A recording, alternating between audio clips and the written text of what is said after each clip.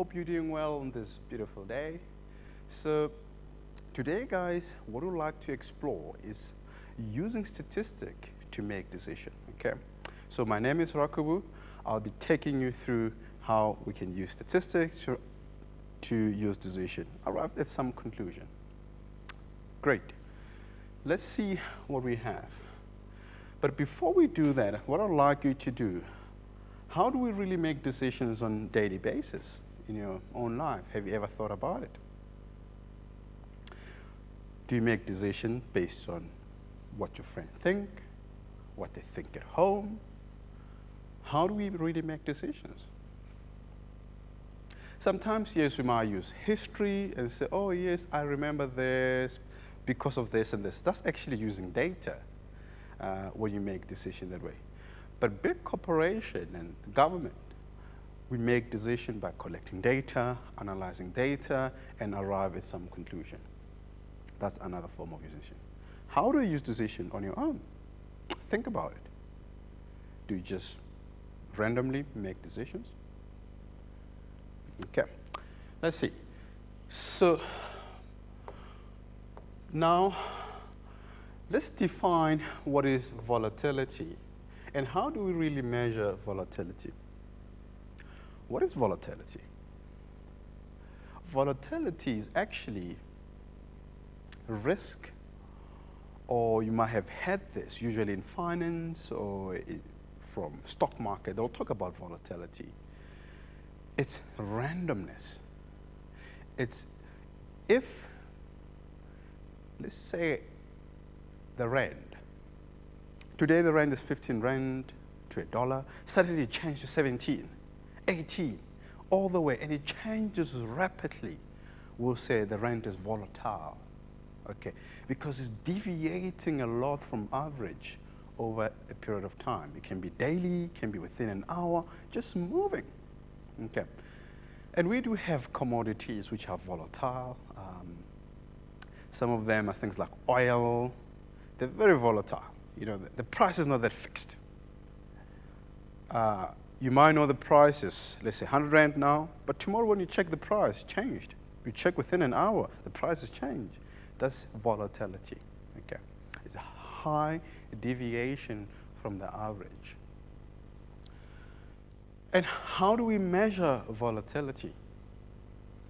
Volatility, we're talking about the deviation from the average, okay? So another way we can measure volatility is by using the standard deviation. And remember, standard deviation is the average, but it's a special average, which is the average deviation from the mean, which is the average, okay? Remember, let's say I have your marks in a class. Student, you got 30%, 40%, 60%, and so on. And the average for the class is 55%. Then, how far are you from the average? That's the standard deviation. Does that make sense? If the class average is 55% and your mark is 60%, you're 5% deviated from the average. You're above by 5%. Okay? So standard deviation is all those deviations for each and every learner in that class. Are we all together? Fantastic. So now, what I'd like us, we're looking at decision making, and we're going to look at problem favorite crepes flavor. We'll solve that, and smoking among young people, and we'll look at an investment problem. After an investment problem, we'll look at performance between two classes. Okay. And decision making, guys, you can actually study, which is a new thing, called decision science or operation research. And actually, there's lots of study that actually World War II was won by decision science. By optimizing resources. Okay, so some countries will optimize resources during World War II to win the war. Actually, there's a loss that World War II was won by using decisions. Okay, so decision science, it's a big field which you can study, also known as operation research. Okay, so we'll look at also at the projection, the number of coronavirus deaths in South Africa. Okay, so what is decision and what is statistics? I mean, for me, decision might involve a bit of thinking about what available options, and from available options, you choose one. I might want to buy banana or apple, and you make a decision and say, based on what? So sometimes it might be based on cost, even though you want it. But finances might force you to take that kind of decision. Doesn't mean what we want. Sometimes circumstances will force us to make that kind of decision. Okay, but now in statistics, when we make decision, we try to, we'll look at mean, average, all those kind of things and arrive at some conclusion based on that. Okay, that's another form of making decision. Then, what is statistics? Statistics is a study of analyzing data and representing data also. And from there, we still arrive at conclusion. It's the same as decision, but made using statistics and data. Okay. So the two are kind of related in a way. Now, what are we going? Let's look at some of the keywords, which is volatility and return. So volatility, it's a low volatility, it's a lower deviation from the average. You know, the movement is not that rapid, but where volatility is high, the movement is rapid in a way. Okay, I'm not sure if you've seen the stock market. If you look at those graphs, the more they like movement, the volatility is high, and the less noise, the less the volatility. And what is return? When you talk about return, okay, and I'll use that word where we look at an example in investment. Return, we're talking about when you invest money and you earn interest, you make a return on your investment. Okay, that's what we're talking about. So let's start. We said we'll look at the favorite crisp flavors, smoking among young people, investments, performance between classes, and the projection, the number of coronavirus deaths. Let's look at that. Now, let's start. Which age group are at greater risk of requiring hospitalization or dying if they are diagnosed with COVID-19?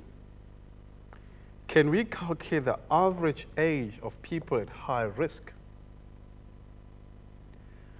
Can we calculate the people at high risk from dying from COVID-19 or being in hospital? Okay. Let's look at how we can calculate that and then arrive to some conclusion. So, this is the actual data collected. And if you look at this data, it's grouped data. So if you look at this, this is number of deaths from there. So what does this indicate? The graph showing number of coronavirus deaths in South Africa in 2020 by age. 0 to 9 years, only 3. This does not mean the whole year, but this implies maybe it was a week or 2 weeks or probably a month. Okay. 0 to 9, we had 3. 10 to 19, 5 deaths. And 20 to 29, 26. 30 to 39, 116. 40 to 49, 244. And we can see that 50 to 59, which is 471. And 60 to 69, 506. Can you see that 60 to 69, that's the highest? Okay, those are where we get most of our death from COVID-19. So we'll call that a modal class. It's a mode, the most occurring. So that will be the modal class. This will be our modal class. Then you go to 70 to 79, it's about 342, 80 to 89, 161, and 90 to 99, which is 45, unknown 11. What does it mean? Unknown, we don't know their age, okay? How does that happen? How can we not know? We know that 11 people died from COVID-19, but we know their age. We don't know their age. It's possible that they were in the hospital and no identification or something like of that nature. But we still have the statistics for that. And this is the total people died from the COVID-19 for that period. How do we calculate the average? We're going to take this grouped data and put in the what? Frequency table. And remember that the frequency table will put the age, the frequency. Frequency will be how many people die from COVID-19 per class interval. And when you talk about class interval, we're talking about the age category, which is 0 to 9, 10 to 19, and so on. Let's do that and see how it looks like. We're going to take this, put it in the frequency table. So which age group are at greater risk of requiring hospitalization or dying if they are diagnosed with COVID-19? We can calculate the average age of people at risk. Let's see. How are we going to estimate the average? Because if you look at the table which was published by the government, I think, we don't have the raw data. What do we mean raw data? The actual age, we just have the groups that between 0 and 9 is only 3. So we'll have to calculate an estimated mean. Are we together? Using the data. Okay. So to do that, an estimated for the mean can be obtained by assuming that each of the raw data takes the midpoint values of the interval in which it has been placed. For example, to calculate the mean, it will be the sum of all frequency, are we all together, multiplied by the midpoint over the total number of frequency, which is that mathematical, which is F times X. X is the midpoint, F is the frequency, and this is the frequency which is over the total frequency. Okay. So what are you going to do? We want to know how many people died in each age group interval, which is the frequency. Then find the midpoint. The midpoint is halfway of the age interval, multiply by the frequency. Then from there, we'll calculate the mean. Okay, so for now, we're going to take a short break. When we come back, we'll do the actual calculation. Then let's make decisions from there. I hope out there, guys, you're not just observing only. You need a pen and paper to do your mathematics, okay? And remember, never give up. And it's okay not to understand. We just have to persist and put effort. It's okay when I look at a problem and I say, I have no idea. What is important is what do we do when you don't understand? I think it's to seek help, and it's to keep working hard and being consistent. That's the most powerful thing. Great. See you after the break where we do the actual calculation.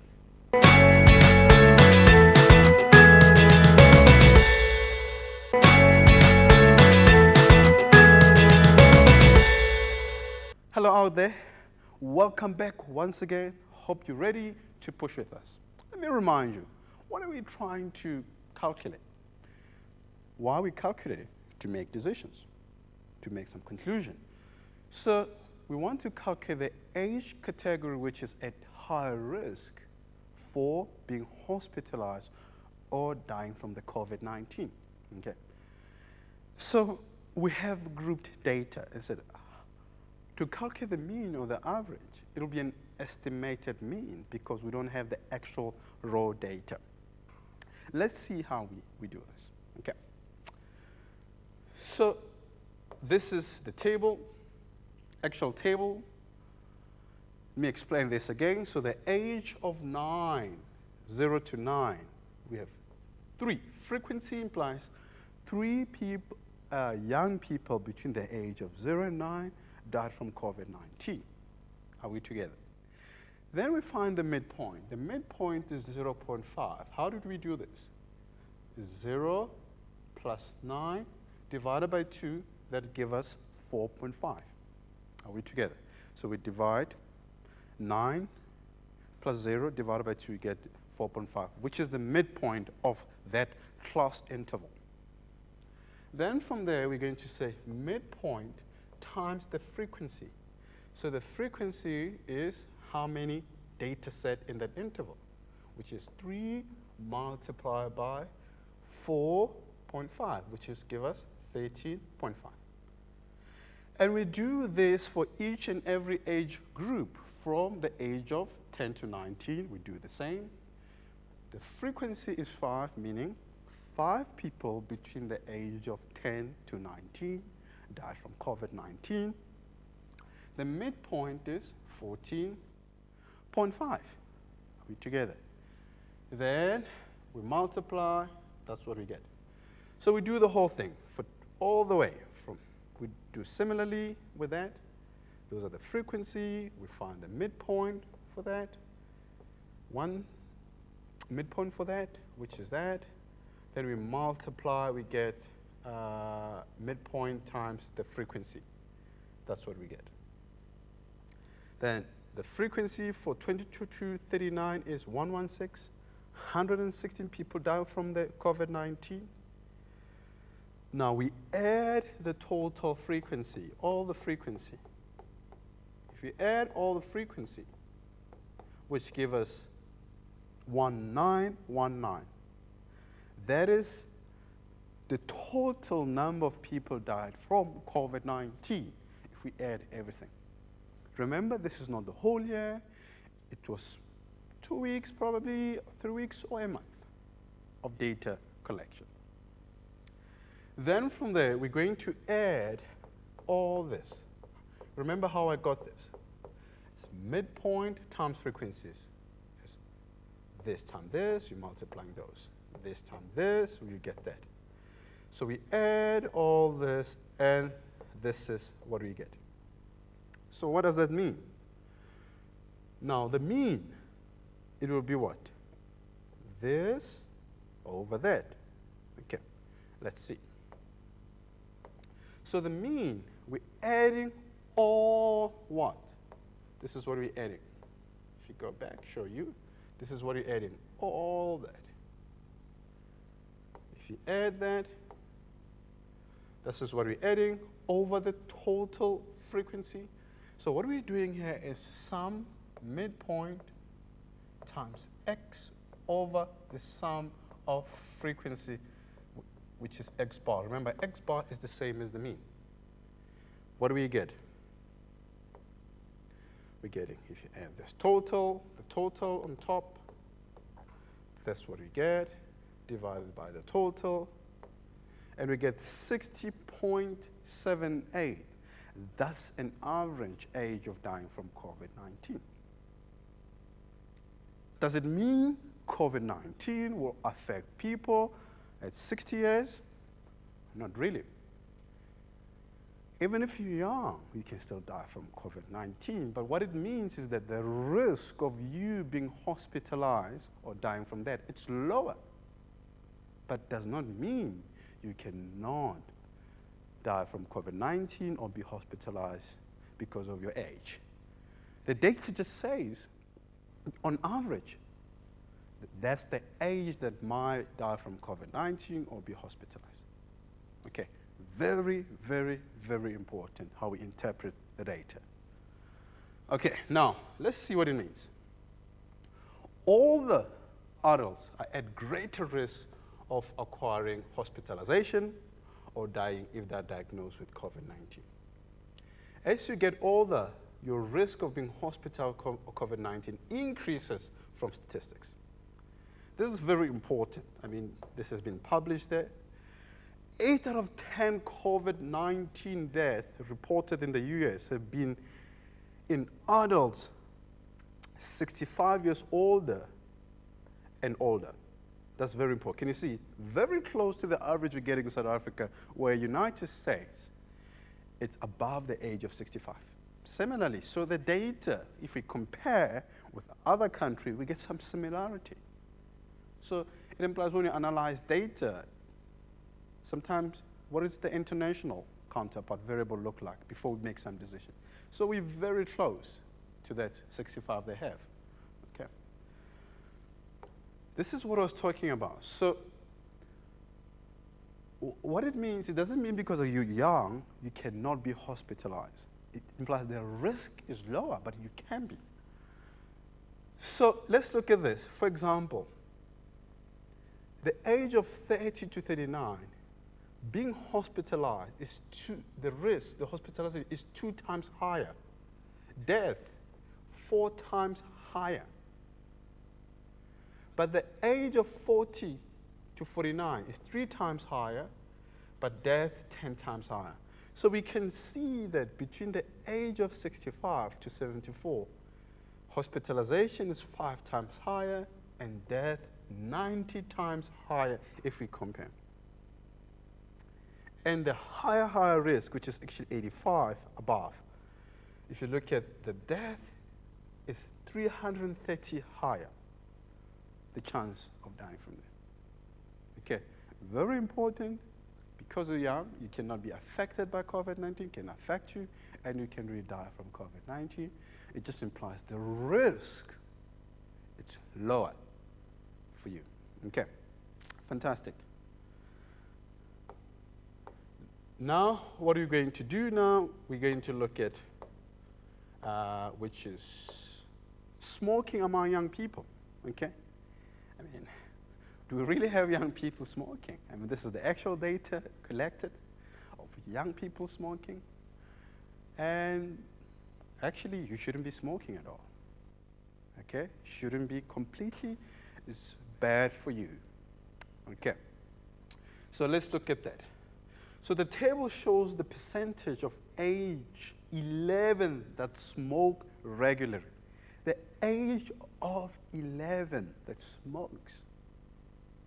Sure, yeah, let's see what it looks like.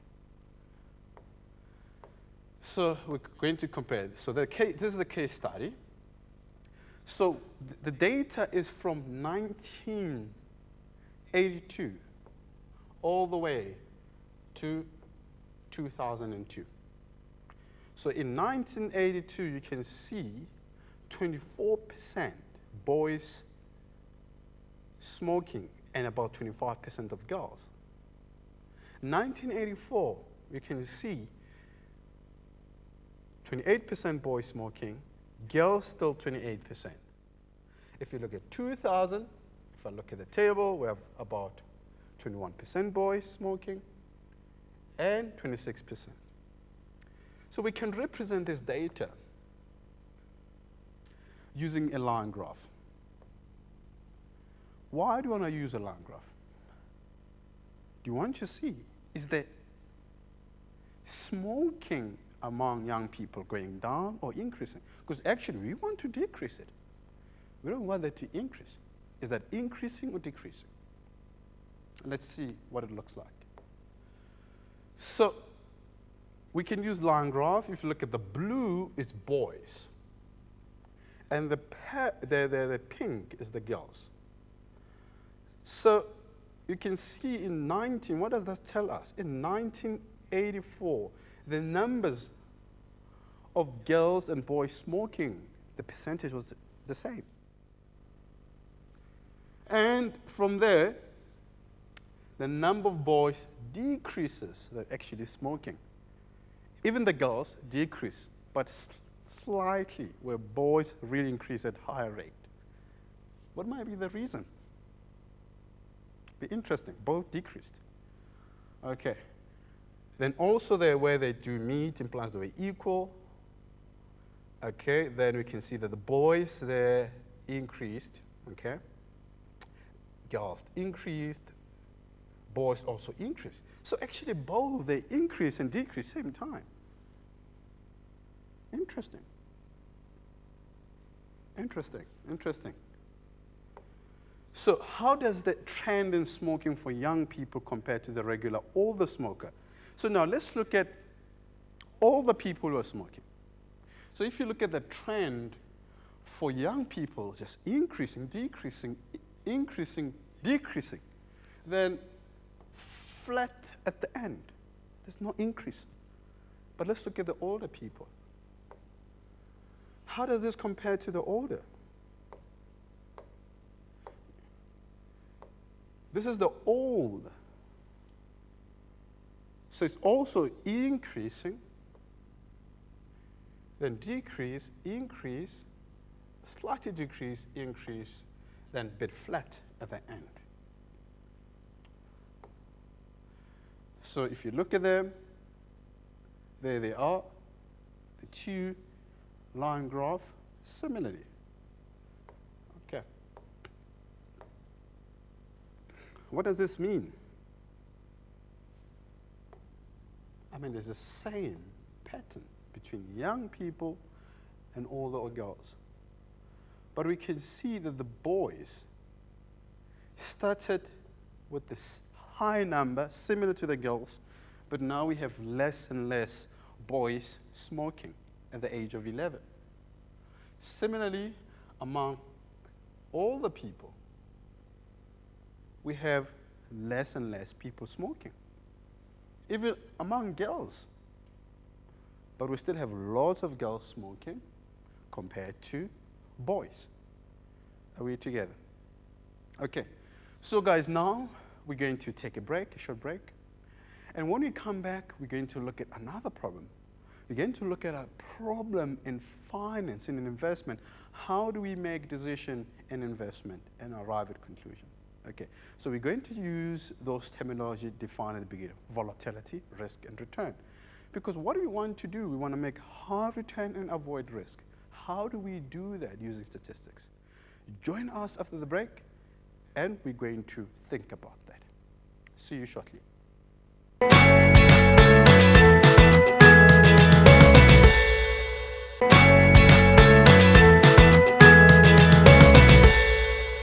Hello there, guys. Welcome back once again. We're still on making decisions using statistics, okay? So we looked at a problem where we calculate the average age of dying from COVID-19, and we concluded that it doesn't mean if you more than the age of 60 only, but even young people, just the risk of being hospitalized or dying from that is lower. It's just an interesting problem we solve using data and arriving at some conclusion. Then the second problem was the smoking amongst young people. Okay, so we can see that it's really decreased, which is a good news, and we hope now it's actually decreased more compared to the year 2002. Now what we're going to look at is a problem in an investment. How can we use statistics to make decisions in finance? Let's see what we have. So we're going to look at investments. So there is a question. A hedge fund manager plans to invest a certain amount of money every month. One of the three funds which they have shortlisted for investments. Okay. So if the hedge fund manager wishes to avoid volatility, remember volatility, we're talking about risk. There is no free lunch. There will be a risk. But we want to reduce the chances of losing the funds. Are we all together? Okay. So what does hedge fund manager mean? Have you heard of the word hedge fund? A hedge fund manager, your parents or people you know that they might be investing money for retirement. And a hedge fund, hedge is to, like a hedgehog, the animal hedgehog. You know, if a hedgehog is being attacked, it rolls into a ball. It's protect. So it comes from the word hedgehog, to hedge, to protect your money, to reduce the risk. So a hedge fund manager will take money from different people, different corporations, and invest it and grow that money so that maybe when you retire, you have enough money. So that's what a hedge fund manager do. So they'll calculate the risk and make decisions. Some of the decisions will be based on statistics. Let's look at how we can make a decision for this kind of hedge fund manager. So let's see what we have. So here we have returns for the last 5 years given. Returns is like think of that as a performance of a bank each and every year. So we have Bank A. Year 1, their return was 10%. Whatever they invested, they made 10%. Year 2, they just made 6%. Year 3, only 3%, which they managed to make on whatever they have. Then year 4, 9%. Year 5 was similar to 9%. Then the second bank, which is shortlisted by the hedge fund manager, they made a 5%, a 10%, 9%, 8%, and 5%. Bank C, which is 6%, 7%, 6, 7, and 15. Bank C looks lucrative based on 15. But is that the best? You know, on year 5, outperformed Bank 2, Bank B by 10% and outperformed the first bank by 6%. But we can't really predict, you know, what will have happened in year 5. So let's see. What statistic tool should we use? Let's see. One is the measure of dispersion. Remember that the measure of dispersion is how the data is spread out. There are 3 commonly used measures of dispersion, which is the range, interquartile range, and the standard deviation. And remember that the range is the maximum minus the minimum, which gives us the range. Are we together? Then the interquartile range is Q3 minus Q2, meaning the upper quartile minus the lower quartile. Are we together? What is different between the range and the interquartile range? The range can be what? Can be affected by the extreme values, the high and the lows. Where the interquartile range cannot, because it's in between, it uses 50% of the data in the middle, cannot be affected by the interquartile range. The standard deviation, which is actually one of the good ones, it uses all the data, which is the average deviation from the average. Are we together? So now let's see. So let's talk about that. If the score are spread out, then the range will be higher and the score less consistent. Okay? If the score are close together, then the range will be lower and the score will be more consistent. And we know that the range is the maximum value minus the minimum value. Are we together? The highest minus the lowest.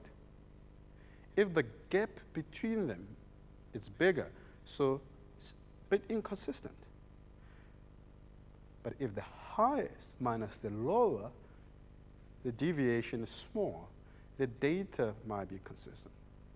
So as a hedge fund manager, do you want a bank that will be consistent, that will give you, if they promise 60%, they'll give you the 6%? Or do you want a bank that will give you 15% and next year give you 3%? So making those decisions also will depend on individual. But we know that this hedge fund manager wants to avoid risk. Okay.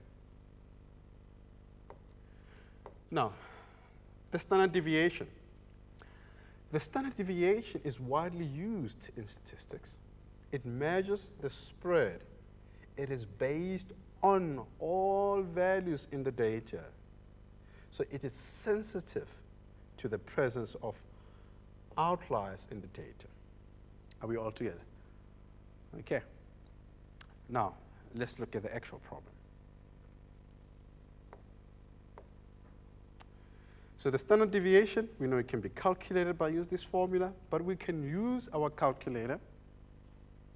So, this implies is the actual numbers minus the mean, and you square that, and you divide by the sample size. Okay. Okay, so the standard deviation is widely used in statistics and measures the spread.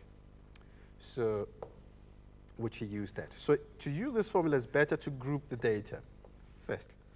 But we'll use our calculator. I'll show you how to use the calculator to calculate the standard deviation. So a hedge fund manager plans to invest in a certain amount, okay, for every month in one of the three funds, which they've shortlisted them, which we agreed is A, B, and C. There's 3 banks. The rate of returns for the last 5 years given. This is the performance. Think of this as performance for the last 5 years. And he wishes to avoid volatility, which is risk. Let's look at Bank A. To decide which bank is best, let's compare the mean return for each. So the mean is the average. So the mean will be 10 plus 6 plus 3 plus 9 plus 9. Are we all together? Divided by 5. So that gives us 7.4% to 1 decimal place. So the average performance of Bank A is 7.4% in the past 5 years. Now let's look at the second bank. So Bank B, we calculate the average for the second bank, which is the mean. The mean will be 5 plus 10, 5, 10, 9, 8, and 5, and divided by 5, which is 37 over 5, which gave us 7.4. Interesting. Bank A and Bank B, the average in the past 5 years is the same. Does it mean it doesn't matter which one I choose? Or we must explore more? Okay? Okay, let's see. Let's look at Bank C. Bank C, which is 6 plus 7 plus 6 plus 7 plus 15. If we calculate the mean give us, if we add everything, give us 41. 41 over 5, which is 8.2%. Interesting. The first two banks give us 7.4%, and Bank C give us 8.2%. So let's look at the mean. So this is Bank A, B, C. What do you choose if you calculate the mean? You say, oh, I want more money. I will go with 8.2%. It doesn't matter whether you choose A or B. The mean return for the past 5 years is 7.4%. What would you go with? Let's explore. This tells us, on average, Bank C will give a higher return. That's it. It will give a higher return. But remember, it's average. Doesn't mean exactly will give us 8.2%. It could be lower. It could be higher. That's what average means. Even those 7.4% could be higher or lower. I think we'll need to do some more exploration and see. I'm not going to conclude based on the average. Let's go more and see what we can do. Let's compare the range. Now the range for Bank A ranges maximum, minus minimum. A, the maximum for A is 10, and the minimum is 3, which give us 7%. B, the range, the maximum is 10, and the lowest is 5. So the range is 5%. C, the maximum is 15, and the minimum is 6.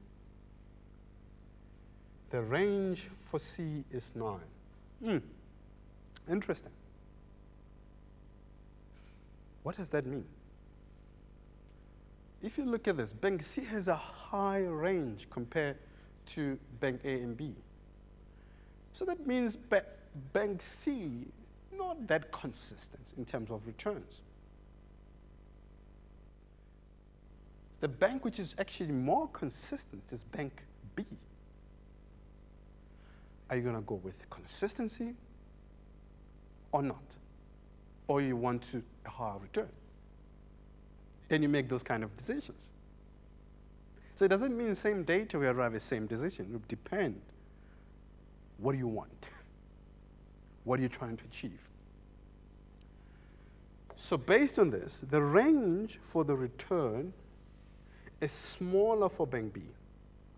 This means bank B is more consistent or reliable in terms of performance. Are we together? Okay. Now we're going to compare the standard deviation now. Okay. So I'll say mean and standard deviation, those can be calculated using a calculator. Let's see how we can calculate the standard deviation. So I can calculate the standard deviation using my calculator. I'm going to use an example using A. So to do that, let's see. We're going to say, let me clear everything. We're going to say mode, stats, number 2, and we select var 1. Then we insert the data, which is 10.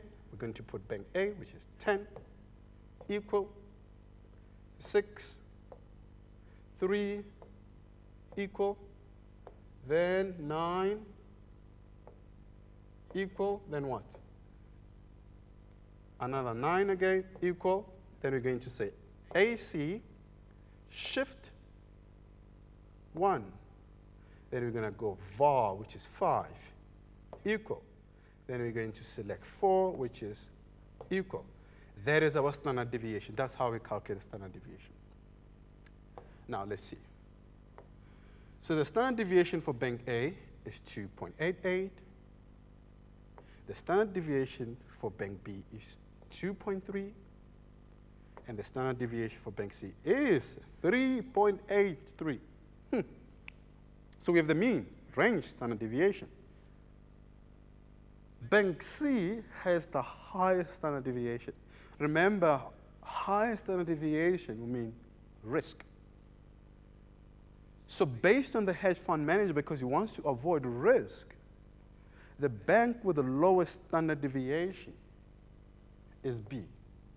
You'll have to go with B because you're trying to avoid risk. Okay, now let's see what we can say from that. So what does this mean? A high return standard deviation highlights that the bank risk is high and the return is more volatile in its nature and such unstable as well, which is actually bank C. Hence, bank C is higher risk and bank B is lower. Okay. Now, we can represent this. It's a standard deviation, return, which is the average. See what we get. What does that mean? So it implies C. Can you see there? C is actually higher risk. Okay? So the bank which is actually better, lower risk will be that. Between A and B, I wouldn't take A because they give the same return. Okay, they give the same return, but B, it's lower risk. Are we together? So this is what we have in summary. So actually, bank B is the best that the hedge fund manager must take. Okay? Because A and B, same return, but B is lower risk. Why you want to take A? Okay. Great, guys. I hope you enjoyed, and we hope to see you soon. And have fantastic time and keep working hard. Cheers from us.